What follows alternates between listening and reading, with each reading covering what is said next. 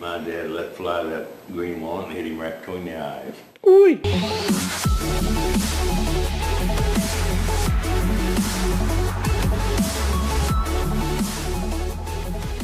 You know what Kaiser was? No, well, Huh?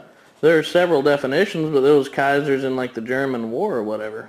Kaiser was the German mastermind, or actually the German chancellor, or whatever you call it, World War One. Yeah, that was a Kaiser. That was Kaiser. There's lots of definitions. I didn't know which one you were using. My dad was going to school in a little one-room schoolhouse when the First World War was on.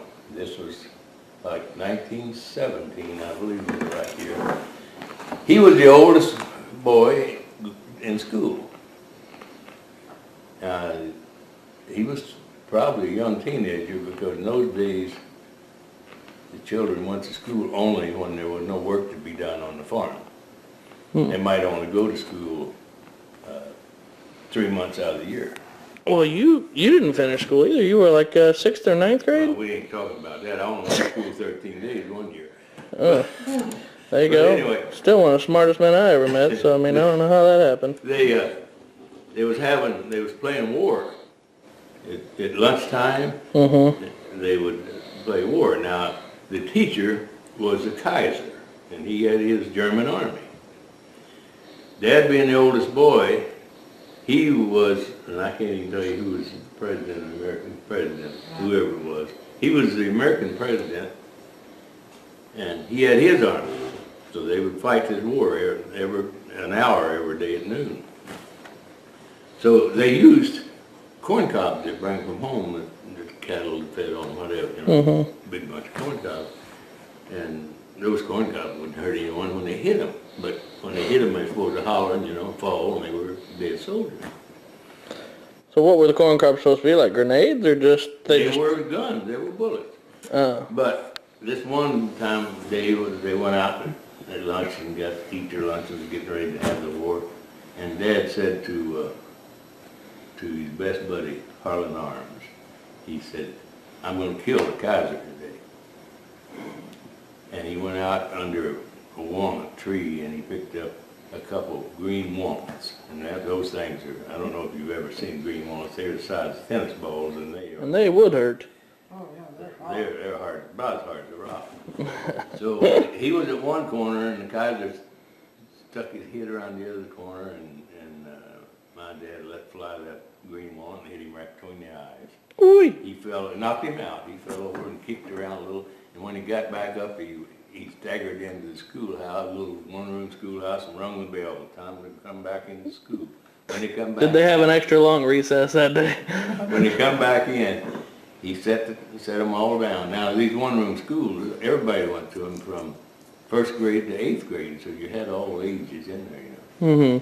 So, but he set them all down, and he said, "Well, let me tell you," said, "the war is over and the Kaiser is dead." And that was the last of the war was the Kaiser. So he didn't play no more war after that, huh? And this teacher was my mother's uncle. Oh, man. That's a good one.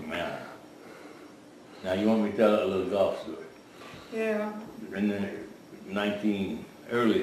middle 50s, Brother Jay and I used to play golf every Sunday morning.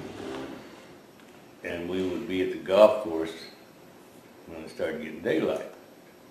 And as soon as you could see the ball, the flight of the ball, as you hit it, we'd tee off and play around the golf club. We had to get home by lunchtime. Sometimes we worked on Sunday, and sometimes otherwise we spent that time with the family. But the requirements was we had to play our golf and be done by at least by midday. By lunch. Yeah. So we would hit that ball, and you'd see which way it went, and then you go out there and you track it in the dew, or it rolled from there, and you find it. But 2 or 3 holes, of course, is daylight enough that you could see it. But anyway, this was one morning, we both hit their tee shots, and we went out there, And my ball had hit in under a, what do you call these blessed trees? Hedge trees. These hedge trees had thorns on them, like you wouldn't believe. I think I got one of those in my yard. It's got thorns on it. Yeah. If I could show it, like yay big. Yeah. They eventually settle off into branches, those thorns. A lot of those thorns. Those things will give you a splinter down into your Now, vein. we really played tough because we was determined to win, and both of us couldn't win. That's the Adcock's way, though. Yeah. So we got up to that ball, and I looked at it, and I said, well, you are going to give me a little leeway here and let me get this ball out where I won't stick thorns in me. He says, no way. He said, you hit it where it lies. I backed up under that thorn tree, and I knocked the ball out of there, but I got half a dozen thorns in my butt. Oh, wait. You didn't take the stroke? No, I didn't take no stroke. You don't do that. You're playing to win. So anyway, this was the front nine. You bleed out, it's tough to win. We got through the front nine, and we got back to the back nine, and this is hole number 10. We both hit a good drive off the tee, and they was laying almost side to side out on the fairway, and we were walking out there getting reasonably close to them, and this squirrel comes down out of a hickory nut tree, and he comes running out there. Now the tree's on the fairway, so that's part of the fairway. But he comes out of that tree, comes running out there, and he picks up my brother's ball, and away he goes, and he goes up that tree and goes in a hole.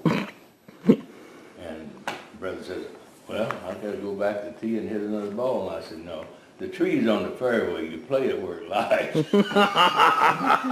How did he manage? What did he do? Well, he couldn't, but I charged him a stroke for laying one down anyway. That's a good deal. Yeah, that's the same time. The rest of that story, we got out to the green on the 10th hole, and there's three guys we caught up with three guys that's playing, and we got up on the green, and they're teeing off on the next hole, number 11, and there's a little stream of water, I guess 10 foot wide, right out in front of the tee, and this one guy, he hit 3 balls into that water. Ooh. And he getting madder and madder, and he hit the third one in the water. And he just walked over there with his clubs and threw wheel cart, clubs and all, right out in the middle of that stream of water. Huh. And he started headed for the clubhouse. Well, somebody on up above us, we was talking to him about it, we ran into him, and he said, yeah, he's the club pro from the Tri-Cities, professional golfer. But he had such a bad temper. Well, he knocked one in there, and I'm sure he was so mad about that the next two got away from him and went in the water too. So anyway, we go around, and we're coming back down pretty close to there, and he's walking back from the clubhouse, and he walks out in that water, and he reaches down, it's about a little over knee deep. He reaches down in that water, and he gets that bag and clubs, brings it out, unzips the pocket and takes his keys out of it and then throws it back in and heads back to the clubhouse. Yeah, he wasn't there to retrieve the clubs or nothing, was he? He was there for his keys. That's a true story, and we laughed about that all day. No one else went in there and took those clubs? Well, somebody I'm sure did sooner or later. We didn't, and we didn't see whoever did. He might even come back later that afternoon, who knows, because they were a very good set of clubs in the cart and all. Yeah. That's hilarious. That's the only 2 stories I got today. How about it, Grandma? You got any stories for us? No stories tonight. Well, this here's story time with Grandma and Pops. Alright, we love you guys. We'll say bye. Bye. See you later, inter-neighbors.